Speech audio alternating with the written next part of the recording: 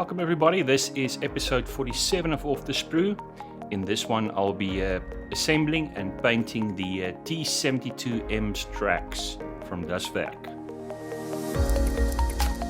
In the previous video we finished the paint on the turret and the hull.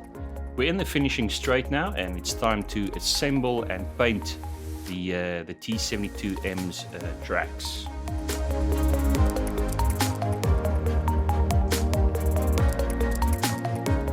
In this video I'll be assembling the tracks. It's a pretty easy procedure to do that.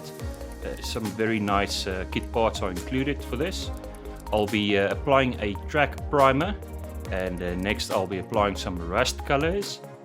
Next I'll be adding some sand and dust pigment as well as some metal detailing, and I'll show you how I did that. And then finally, of course, we'll have to fit the tracks to the T-72M Lion of Babylon, the tank of the Iraqi army during the storm. As you know by now, this is a sponsored build, so let's hear from the sponsors.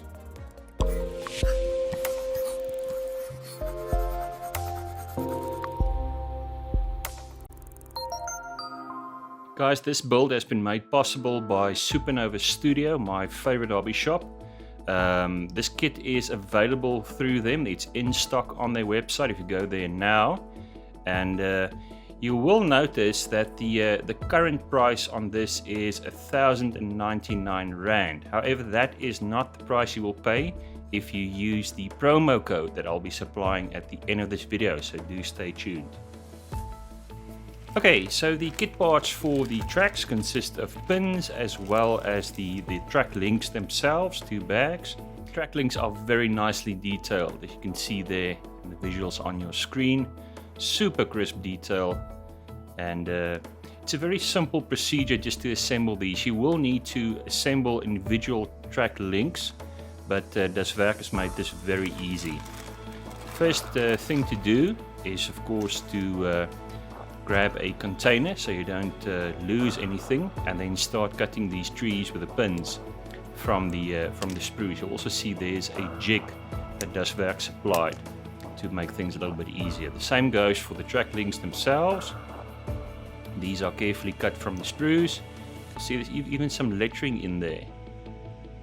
Very nice detail indeed. So once this is done, we've got all these different parts, the track links and the pins. And there's just some finishing up that needs to be done.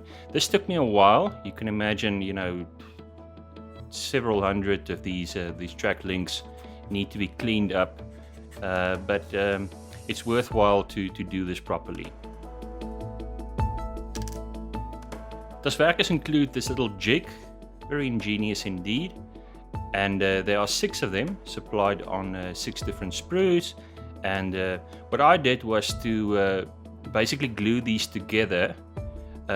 You need to have at least 95 track pads on each side, and just to help me with a ridiculous amount of counting, I wrote down the amount, the numbers on these jigs, and from there on it was a simple procedure of just assembling them, taking my time, assembling all the different track links until I have in excess of 95 of them.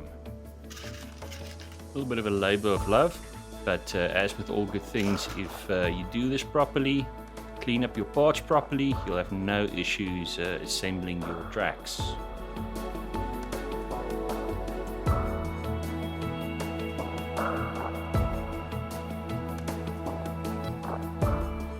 Inserting the pins is super easy once the links are in the jig. Simply push them in. It's a simple friction fit, and cut the ends off. You might need to use a tool just to press them fully into the recesses. And guys, that's it. Easy as that. Fully assembled, pinned on both sides, and this is now ready for primer. Now, if you look at the reference pics, you'll see there's a fair amount of rust on these, fair amount of wear. And also, if you look at pictures of actual Iraqi T-72s, you'll see there's a fair amount of sand and dirt stuck between those links. So we'll have to recreate that. First step, as always, primer. And for this, I'm using the Panzer Aces track primer from Vallejo. This, of course, was developed for World War II tanks, I believe, but this works just as well for our current build. There we go, beautifully primed, and this is now ready to take some rust colors. I'm using 3 colors from Vallejo. First, light rust and dark rust. This is also from the Panzer Aces range. Then some orange rust. You'll recall I used this previously on the hull and the turret. And then finally, I'll also be adding some pigment, and more on this a little bit later. First, I spray the light rust. This is a base color. That's the result. And once this is done, I can move on to the dark rust. And to apply this, I'll be using the sponge technique. And you'll recall that in the previous video, I used the same technique to great effect.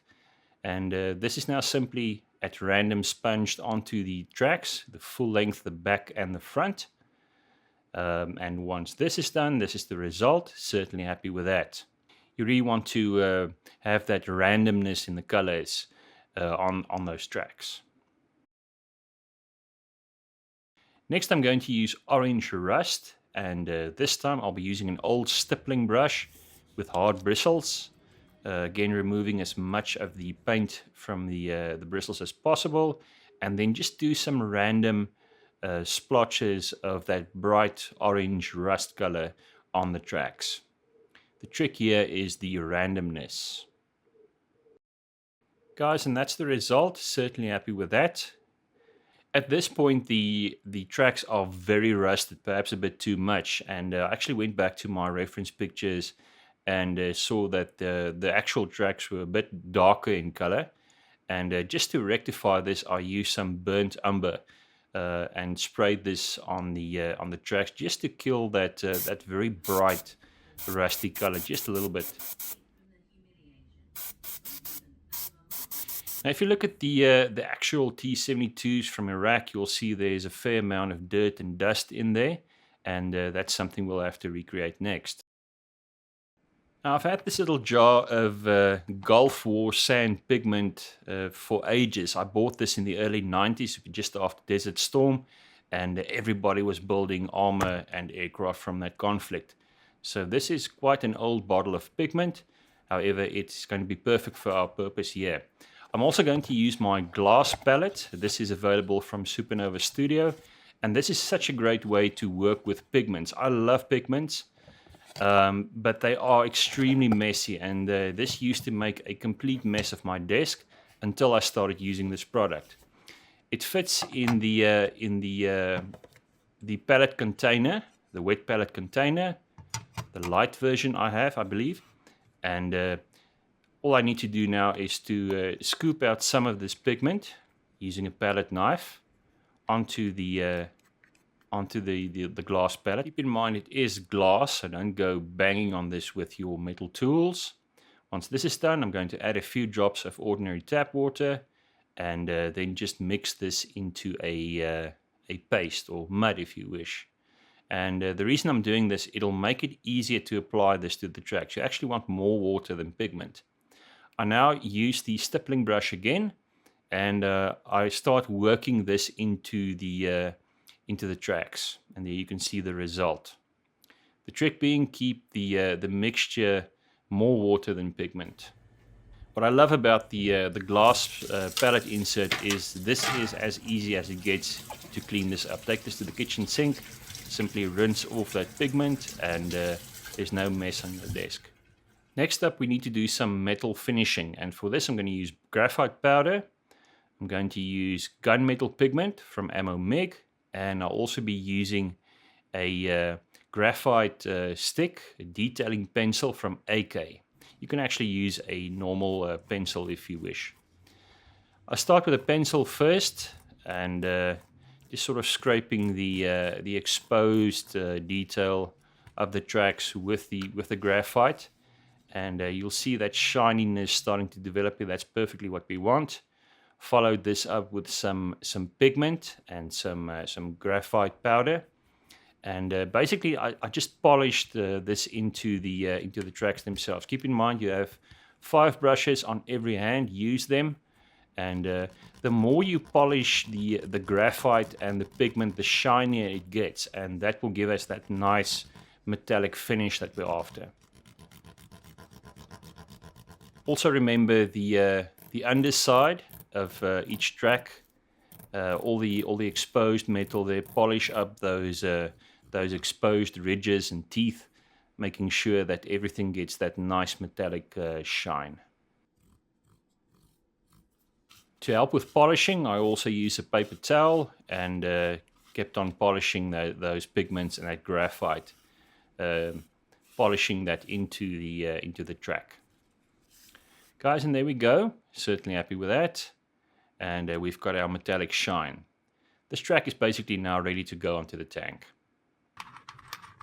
The next step will be to add the wheels, and you recall in the previous video we painted and finished those, but before I do that, there's one little small detail that I want to add. You'll remember that in a previous video I added some texture, some accumulated dirt to the bottom of the hull. I now want to add some oil leaks. All these suspension parts, they'll have grease and oil on them, and now would be a good opportunity to add this. For this, I'm using a product from Ammo Mick, Fuel and Oil, and this will give us a very realistic stain on those suspension parts. Here you can see the result. With this done, I'm now ready for the wheels. Now on this kit, they fit like a glove. There was no fit issues on the wheels at all. And with the wheels in place, I can now add the tracks. Now make sure you've got the track running in the right direction. It's indicated in the manual. It's a bit of a tight fit around the front idler wheels, but once it's in there, it's pretty easy just to wrap it around all the wheels.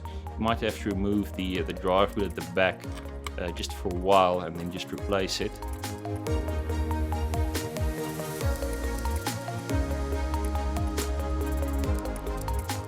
I finally used a tweezer just to pull the two ends together, position them in place, and once that was done, it was easy just to insert another pin.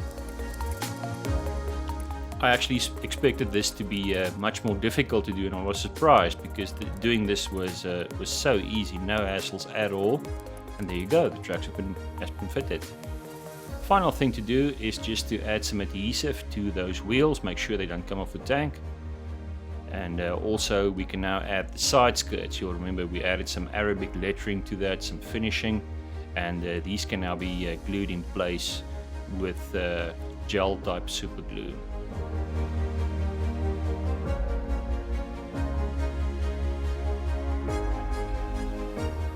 Guys, and there we go. That is the wheels fitted, the tracks fitted, the side skirts are on, and I'm certainly loving the look of this. The tracks with the rust and the sandy dirt certainly complements the rest of the tank.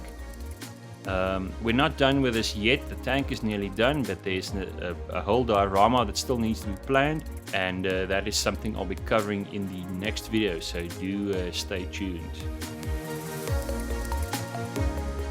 As I mentioned before, if you use the promo code off the sprue, you'll get a 200 Rand discount if you order this kit from Supernova Studio. So do make use of this opportunity. Also there you'll see all the paint colors, all the pigments that are used, available from all good hobby shops. Guys, if you're curious to follow the rest of this build, do follow me on Instagram. I post regular updates there. And that's it for episode 47. Thank you for joining me, and looking forward to seeing everyone in the next installment on this build.